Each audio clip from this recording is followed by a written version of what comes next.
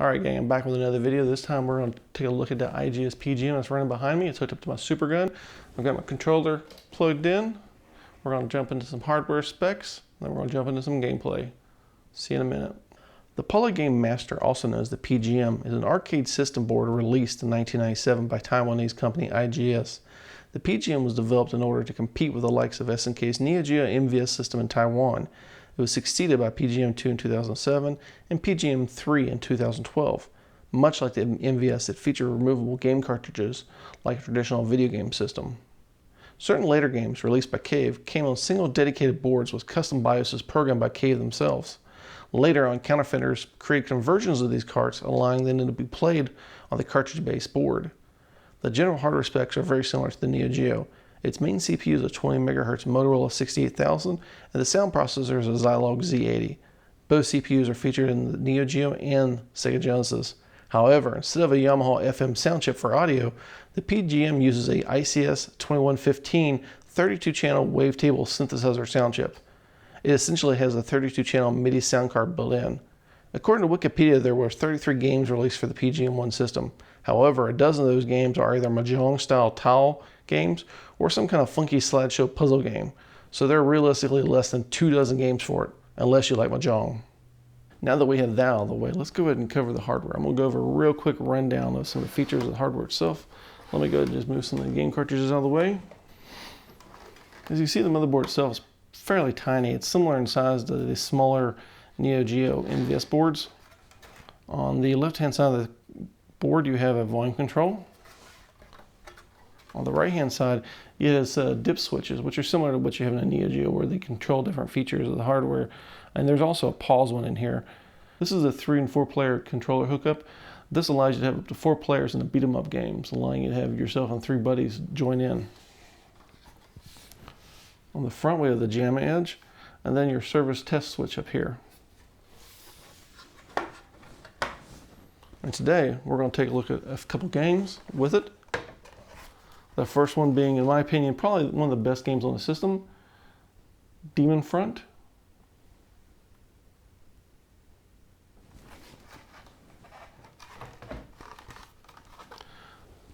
And then Knights of Valour-Nine, 9 Dragons. Alright, before we jump into the actual gameplay, we should probably go over my super gun setup. This is an original Neo Geo home game console controller, AES controller.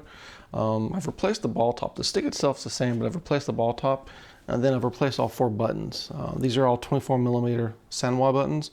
I originally tried Seimitsu buttons, but what I found was when you pressed on the button with the Seimitsus, it would bind if you didn't press dead center in the button. If you pressed center, it was perfect. However, if you press slightly on the edge, it would kind of catch. And whenever you're playing a fast action game and you're going to town punching that button, having it stick on the way down, that's not an option. So that's not gonna work. Move that aside.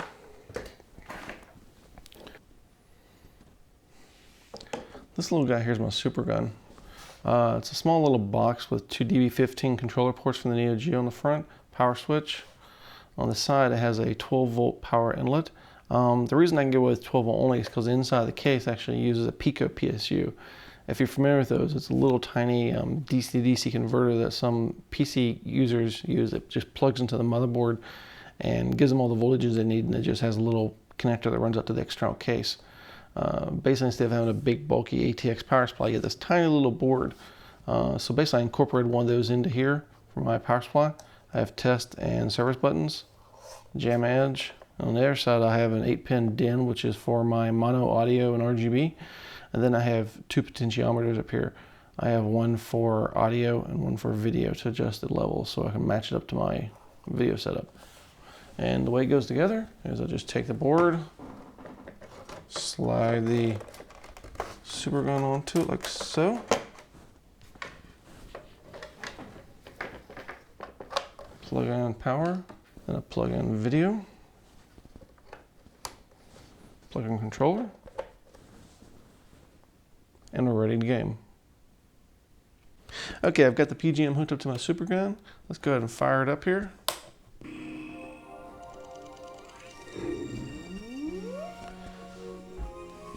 And this is plugged into my XRGB2, which is ran to my Sony Trinitron monitor.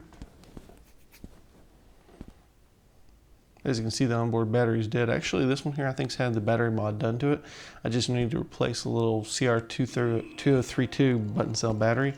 I just haven't bothered to do that since I've got the board.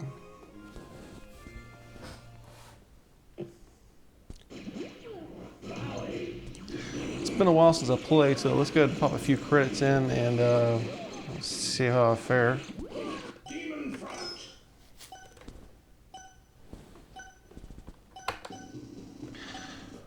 When you play the game, you have 4 characters to choose from, and each of them, you'll see, each of them has a little pet, a little a companion you can play with that helps you helps you out. That's what appears above your character here. I'll show you how this works. Your joystick does your normal controls like you would expect to do, just like in a Metal Slug game. That's basically what this is, a slug style game. Your A button shoots, and if you hold it down, your little pet does like a special charge. Your B button, tap it, jumps. If you hold it down, you actually does this little glide motion where you can glide around. And then your C button, your pet builds this little shield around you. And of course that pet usage is based on like a little energy bar, so you can't just endlessly use it. That'd be kind of cheap to be able to just continuously use it. Tell you what, we're going to start with the top stage.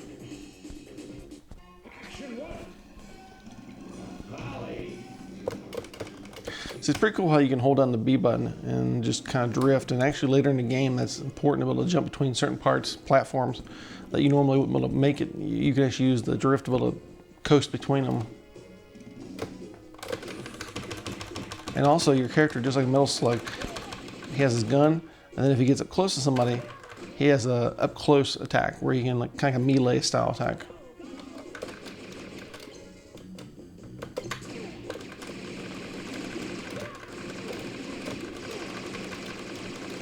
If you're used to playing Metal Slug, the game plays a lot like Metal Slug.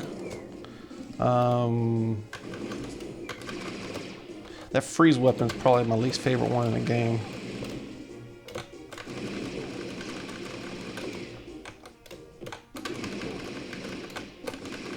It's probably been a year and a half since I last played this, any.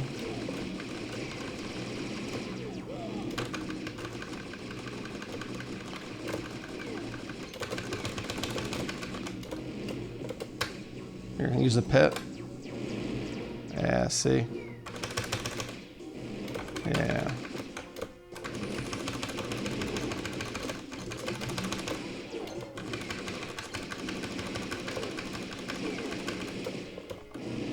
Oh, I jumped into that one.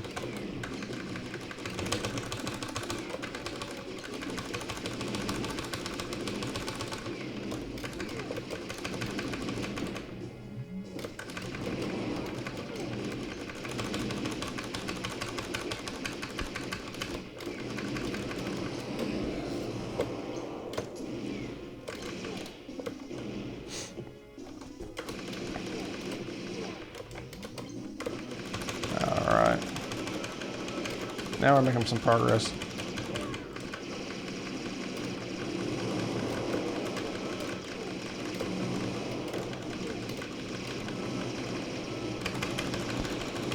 Yeah, I mean, gameplay mechanics, it plays a lot like Metal Slug.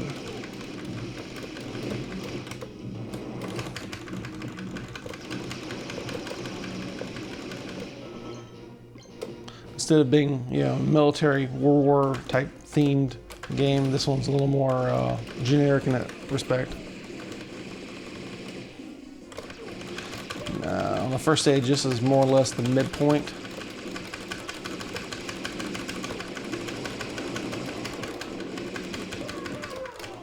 Ah, shit.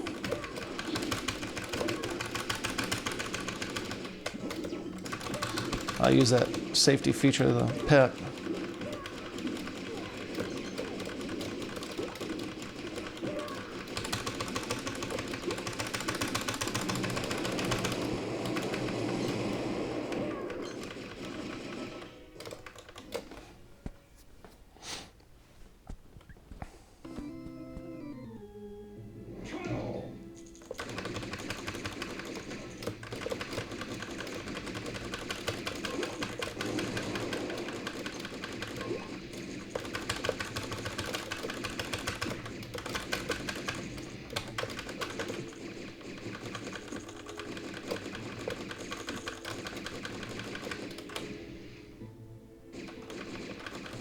Generally speaking, the levels, once you played them a few times, the levels themselves aren't too very difficult. However, the boss is a totally different story. There's one of those little weapon upgrades. That's the freeze one. I don't much care for that. Oh shit, I picked it up by accident. Damn. Yeah, we'll continue.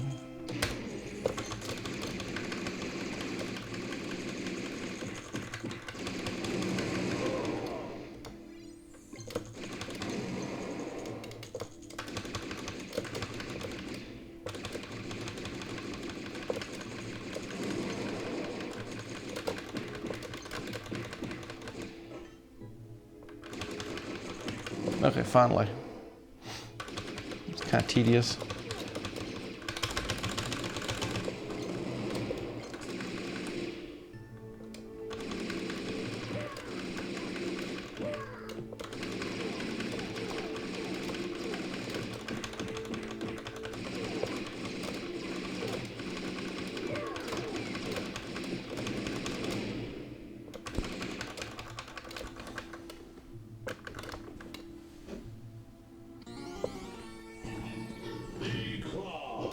Big claw. I like how it announces everything.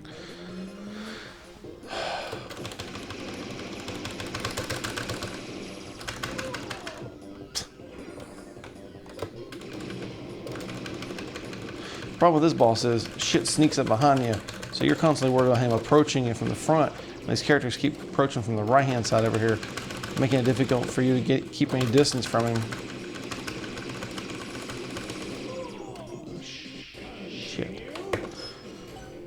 This is a screen you'll be seeing quite often, so get used to it.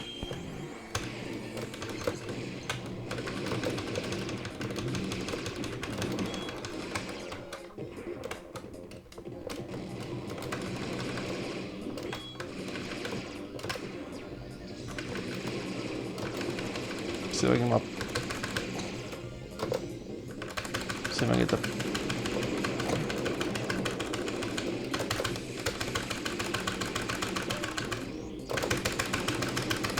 Come on.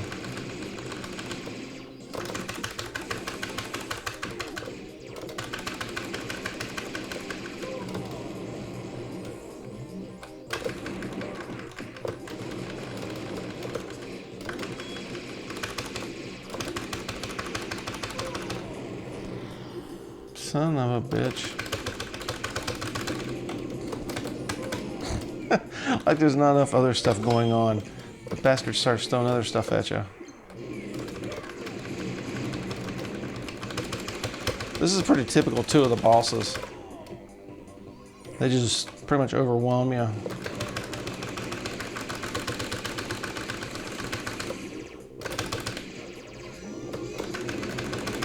Yeah, you son of a bitch. You shoot this guy here for some extra points.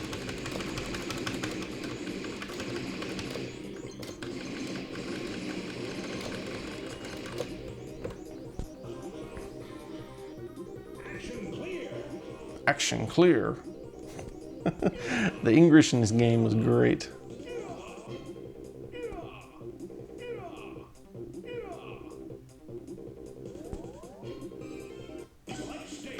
Well, that's the first stage. Tell you what, let's go ahead and pop in some Knights of Valor 2 and we'll play some of that. Alright, let's try some Knights of Valor 2, 9 Dragons. I'll be honest, I've only played this a handful of times. Actually, I probably haven't even played that many times. I think I've played it 2 or 3 times. So I really haven't had a chance to dive into it and get too far into it.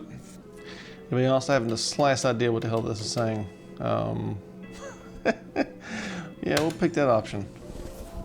I'm guessing that's Cantonese or Mandarin or something or other.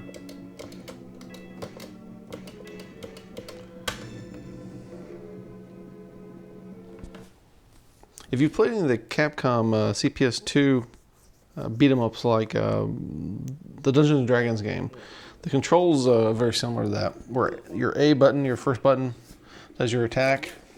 Your B button is jump. C brings up a little overlay menu type thing where you can pick different weapons you pick up and different options. And then your last button, your D button, initiates that. Let me show you. So A button's attack. Come here. B button's your jump. C brings up that little menu, and if you had multiple options, they would circle around your character. And then your D button uses whatever that weapon or attack is.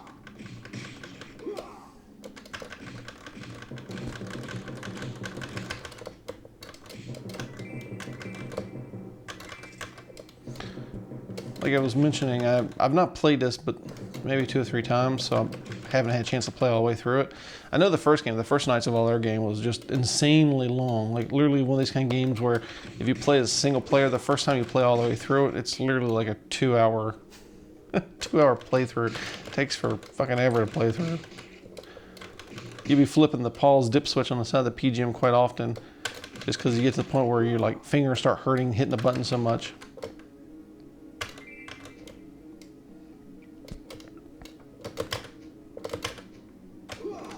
Ooh, special attack. I forgot about that. Hit A and B, you do your little character special attack.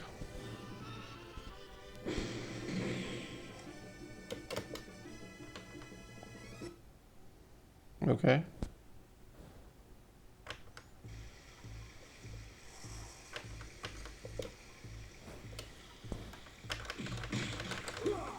Hoo-ah! Yaw!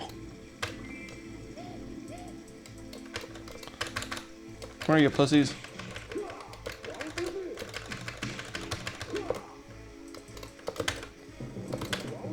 Oh yeah, there's special attacks. I'm not sure how you do them.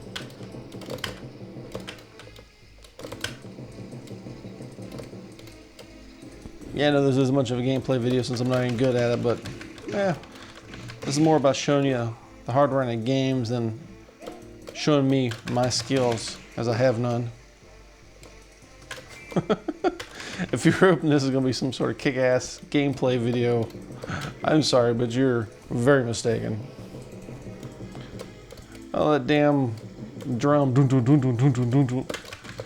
I'm going for it, goddammit. Son of a bitch. Yeah, take it in the ass.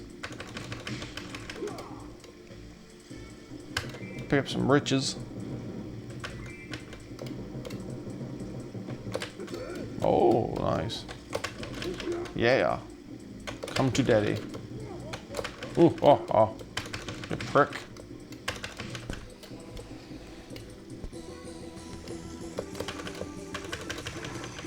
Oh, what the fuck is that? A big saw blade. Yeah.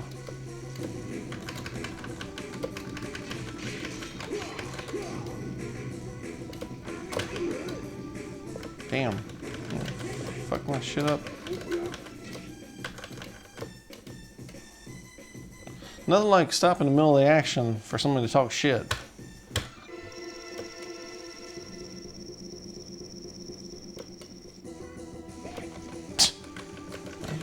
I guess we had to move a block down the street to continue the fight. I guess that wasn't a good location.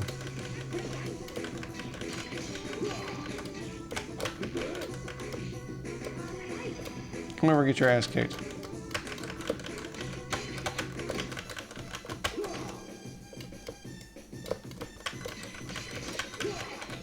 I'm not sure how you do a grab or a grapple style move. It doesn't seem like it works the same way.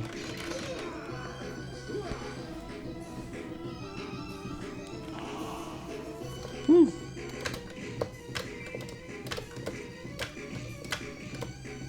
See if I can pick that up.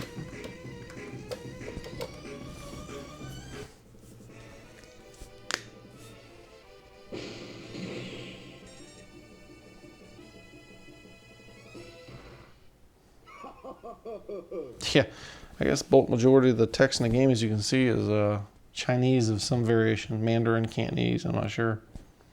It's amazing too, some of the games are in English, mostly English, some of them are pretty much no English.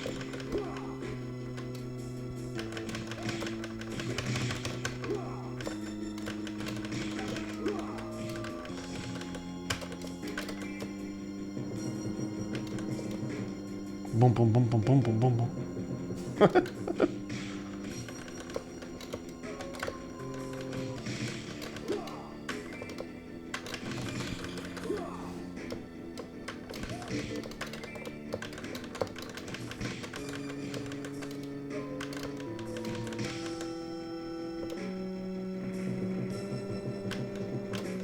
I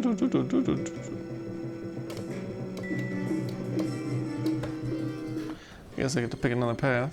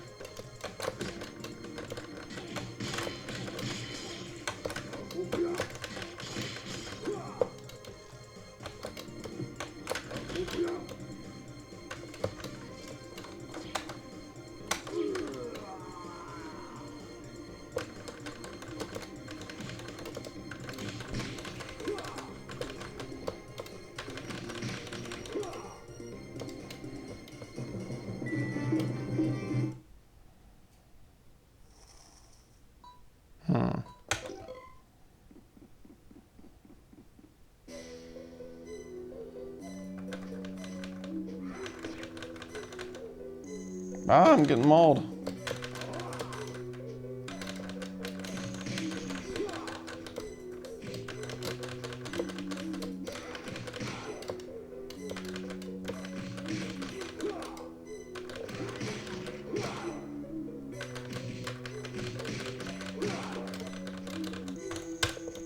Okay, well, I think we've played and seen enough of this one.